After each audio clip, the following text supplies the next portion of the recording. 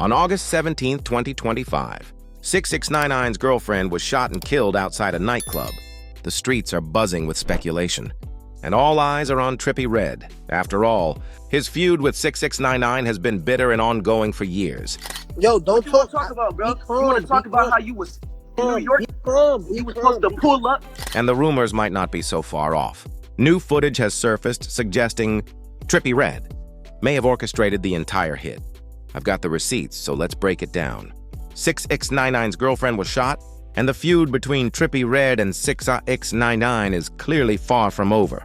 Word on the street is that, in an act of ultimate payback, Trippie had a hand in taking out 6ix9ine's girl. She was shot and killed in New York, I believe the other day, leaving outside of the club, sitting in her car, a gunman murdered her. But before we dive into Trippie Redd's possible role and the footage that links him to it, let me paint a picture of who Ariella Langosta really was. This wasn't just some random woman clout-chasing off a controversial rapper. She was a real person with real dreams, a real life, and people who genuinely loved her. Ariella was a well-known figure in New York's nightlife scene, with more than 556,000 Instagram followers. Born in the Dominican Republic, she hustled her way up in the Big Apple, working as a bartender while building her career as an influencer. She was known for her vibrant personality and her deep connections in the entertainment industry, especially the music video world. This wasn't someone who only posted thirst traps on Instagram. Ariella was actually putting in work. She bartended at Icon New York, Lounge in Manhattan's Washington Heights, and at Starlet's in Queens. Her co-workers described her as joyful, humble, and caring. She was building something for herself, not just living off someone else's fame. Still, let's be real. Her association with Tekashi 6ix9ine definitely put her in a whole different spotlight. Their relationship was complicated, and depending on who you ask, you'll hear different stories about what they meant to each other. Some sources called her his rumored girlfriend, ex-girlfriend, or something casual. Others said she was more like family. What we know for sure is this: 6ix9ine himself confirmed their connection in a tribute post, where he grieved her loss and even hinted at shared plans for a trip to Puerto Rico. Their timeline is a little murky, but it seems they first connected around 2021 or 2022 through mutual circles in New York's nightlife and music scene. Ariella's bartending gigs at popular venues often put her in contact with celebrities, which is likely how she first crossed paths with Daniel Hernandez, better known as 6ix9ine. Here's where it gets interesting. Multiple reports confirmed Ariella appeared in several of 6ix9ine's music videos and even traveled with him. Yet when she died, 6ix9ine publicly called her his sister in an emotional Instagram tribute, writing lines like, "There is no heart more beautiful." Now, why does this relationship matter so much in the context of her death? Because when you're connected to someone like 6ix9ine, a man with more enemies than a Marvel villain, you automatically become a target by association. And let's not forget who we're talking about. Tekashi 6ix9ine isn't just controversial because of his rainbow hair and loud mouth. He has a criminal history that reads like a crime novel. In 2019, he testified against members of the 9 Trey Gangsta Bloods during a federal racketeering trial, earning the snitch label that stuck with him ever since. But here's the thing. When you snitch in the streets, that stigma doesn't just follow you. It follows everyone around you. Family, friends, romantic partners. Anyone close to you becomes a potential target for retaliation. That's the harsh reality of the life 6ix9ine chose when he cooperated with federal authorities to reduce his sentence. Some people say this get back for Tekashi 6ix9ine. The speculation that Ariella's death might be connected to street ties or beefs linked to 6ix9ine isn't just internet gossip. It's rooted in the very real dangers of being in that man's orbit. But here's what makes Ariella's story even more tragic. She wasn't only caught up in 6ix9ine's drama.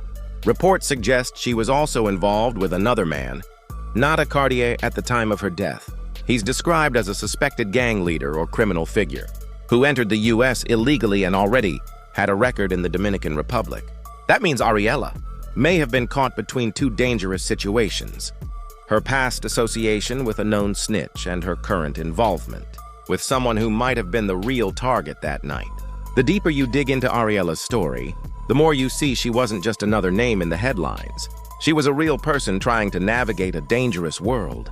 Friends described her as charismatic and supportive, often collaborating with artists and promoting brands. She had dreams, ambitions, and people who loved her.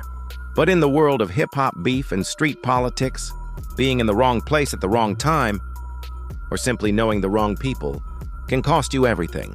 And that's exactly what happened to Ariella Langosta on that fateful night in August 2025. So how does Trippie Redd tie into all this? To understand why so many are pointing fingers at him, you've got to see the bigger picture. The full scope of this feud and just how deep the hatred between these two really runs. The beef that started it all, Trippie versus Tekashi. Their relationship began as a friendship and collaboration, but quickly spiraled into one of hip-hop's most publicized rivalries. Back in early 2017, they were actually cool with each other, even releasing joint tracks like Pole's 14, 6ix9ine, and Away, with Trippie helping introduce 6ix9ine to a wider audience. But here's where it gets real. Both of them were signed to the same label, Strange Music, and that's where the problems started brewing beneath the surface. Because remember, me and fucking Fred is on the same label, so he was supposed to blow up before me. The label had been investing all its money and resources into Trippie, expecting him to be their breakout star. But when 6ix9ine's Gummo started blowing up, everything changed. So they were putting all the money into him, and the fact that when Gummo took off, the streets went crazy. Like, they fell in love with Gummo, and like, to the label, I became the priority, and they benched Trippie, and they put me ahead, and it just felt so good. Everything was going smoothly until August 2017, when serious allegations came to light that changed everything. Court documents and social media. Posts from rapper Zilla Kami accused 6ix9ine of sexual misconduct with a 13-year-old girl in 2015, allegations to which he had already pleaded guilty. This wasn't just an internet rumor. It was a documented court case where 6ix9ine admitted to using a child in a sexual performance. When this information hit the streets, Trippie had to make a choice, and he chose morals over money. He publicly distanced himself from 6ix9ine, posting on Instagram, "I'm sorry, bro. 1400 don't promote pedophiles." He called their association an accident and made it crystal clear he couldn't work with someone tied to that kind of crime. That's when the situation went from rap beef to real street business. In November 2017, Trippie Redd was ambushed in a New York hotel by members of 6ix9ine's crew. This wasn't some random scuffle, it was a planned attack. From that moment on, the beef evolved from subliminals and Instagram posts into something far more dangerous, actual gang politics and violence. Both rappers had gang ties that raised the stakes. 6ix9ine aligned himself with the 9 Trey gangsta. Bloods in 2017 for street credibility, while he later claimed Trippie was connected to the rival 59 Brims gang. Things escalated fast. Later that same month, Trippie went on Instagram Live, claiming 6ix9ine's crew jumped him in the lobby of a New York hotel. He described being punched in the mouth by 9 Trey affiliates, confirming the feud had officially crossed the line into real violence. Bro had waiting for me at my hotel, some 9 Trey.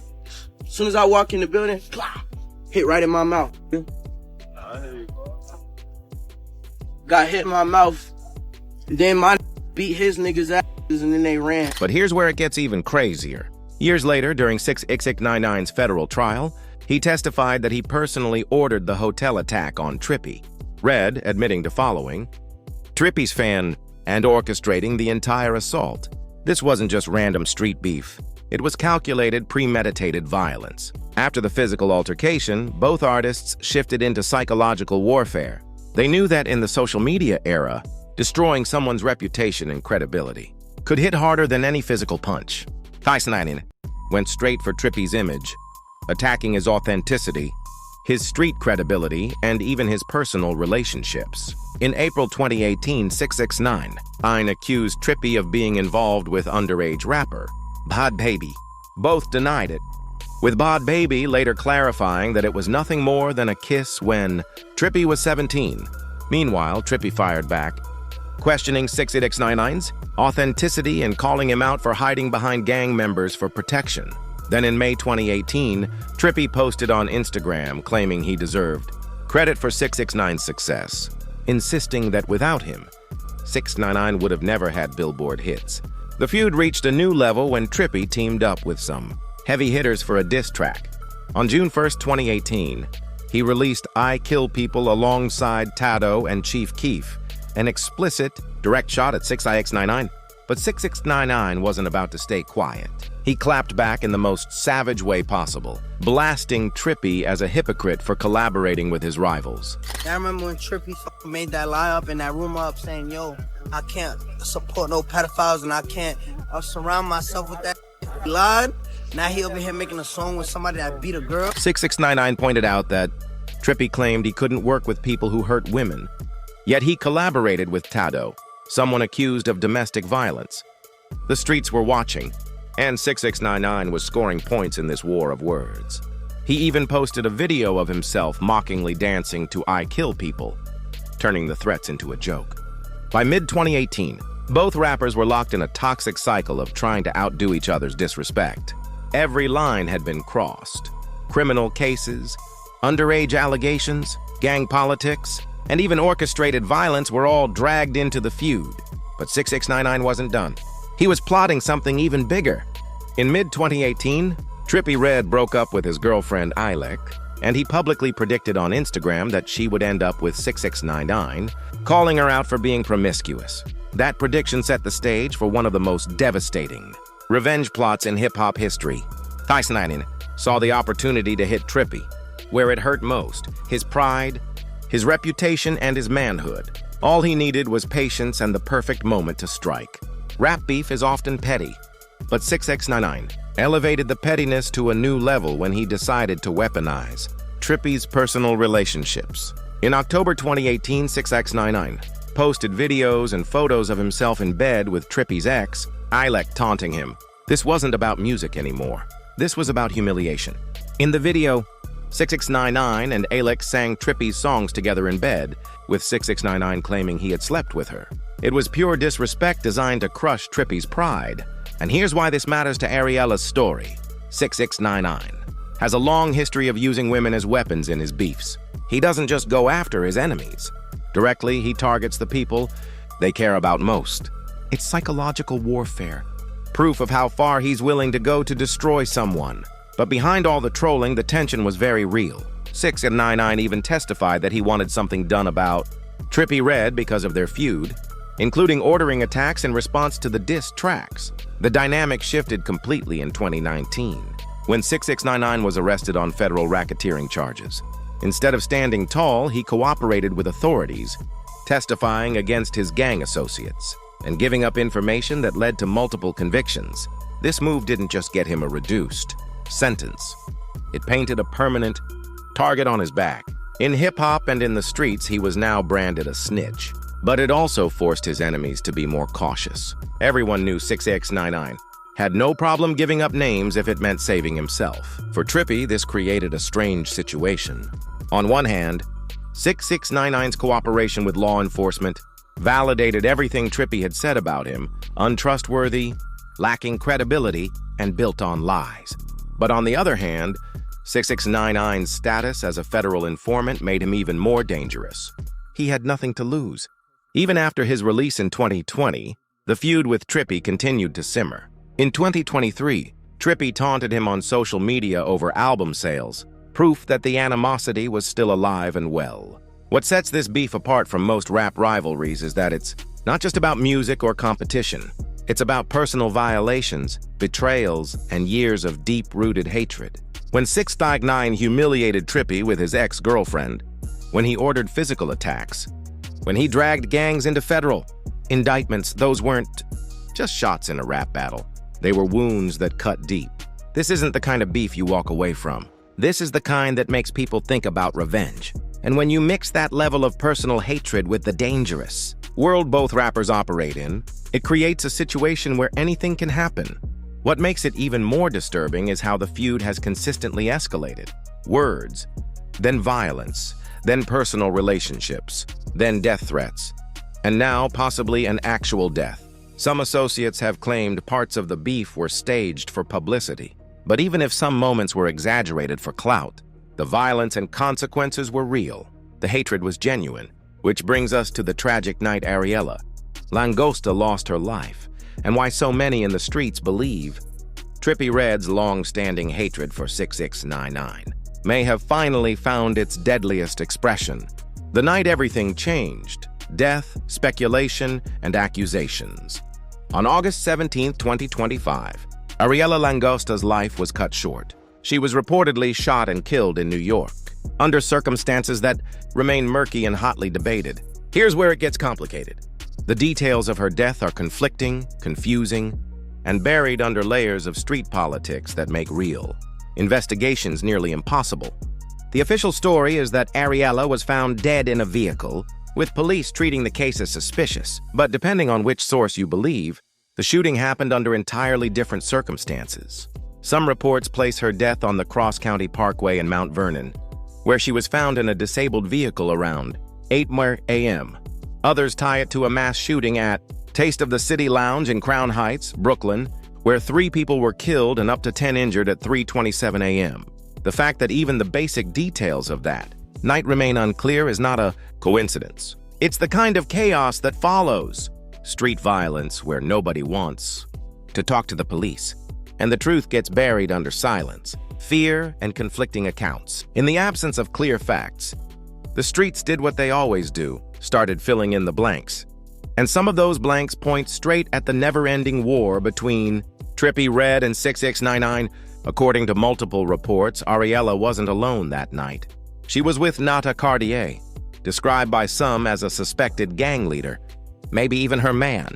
One theory is simple: the bullets were meant for him, and Ariella just happened to be in the wrong place at the wrong time.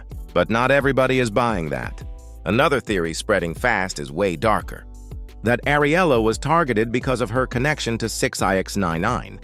Think about it. When you're a known snitch, with enemies stacked from whole gangs to rival rappers, anybody standing next to you becomes a walking target. But here's where it gets even wilder. Whispers on the street say this wasn't just random retaliation. This wasn't about gangs getting back at 6ix9ine's allies. No. Some people believe this was personal, calculated, and tied directly to the decade-long grudge Trippie and 6ix9ine have been carrying. Now let me be clear. There is zero credible evidence that Trippie had anything to do with Ariella's death. No mainstream outlets, no verified reports, nothing. But that hasn't stopped speculation. And when you look at the history between these two, it's easy to understand why people's minds go there. Think about it. Trippie's been dragged through the mud by 6ix9ine for years, physically attacked, humiliated in public. He even had his ex-girlfriend weaponized against him in the most disrespectful ways. This isn't just rap beef, it's deep personal hatred. And if there's one pattern that defines 6ix9ine, it's using women as pawns in his feuds. He did it with Trippie's ex. He's done it with others. So when a woman close to him winds up dead, people start connecting the dots, even if those dots don't lead anywhere concrete.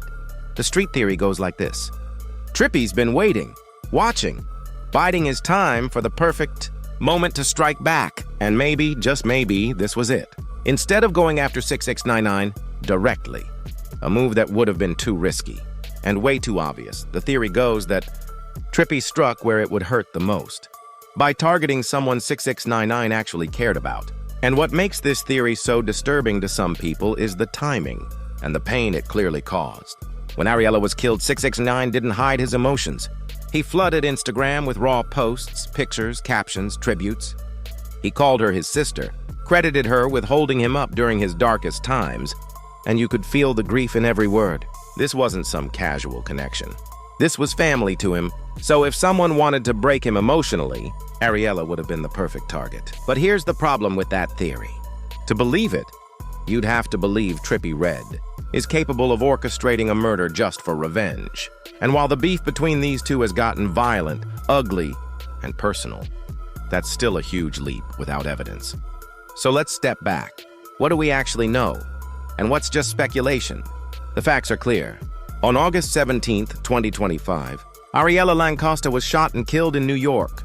She had a very real connection to 6ix9ine, appearing in his videos, his socials, and being a documented source of support during his career lows. Trippie Redd and 6ix9ine have had one of the ugliest, longest-running feuds in hip-hop, spanning years of humiliation, fights, and public disrespect. But here's the key. No suspects have been officially named. No evidence ties Trippie Redd to Ariella's death. Zero. Everything else? Just speculation, rumor, conspiracy theory. The claim that Trippie Redd killed 6ix9ine's girlfriend on camera sounds explosive. But when you dig into it, it's built on exaggeration and fabrication. What's really fueling it is social media. Posts on X, TikTok, and YouTube clips are spinning unconfirmed connections between Ariella's death and hip-hop beefs. And when the internet starts connecting dots, it doesn't matter if those dots were never meant to connect.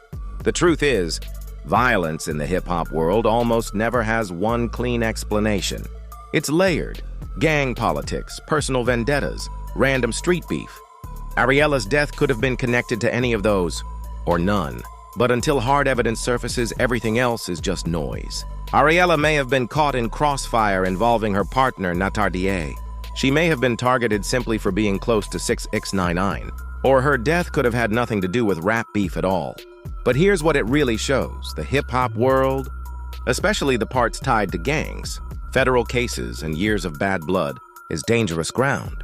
When rappers like 6ix9ine carry a history of snitching allegations and violent feuds, that danger doesn't just follow them. It spills over onto everyone in their circle.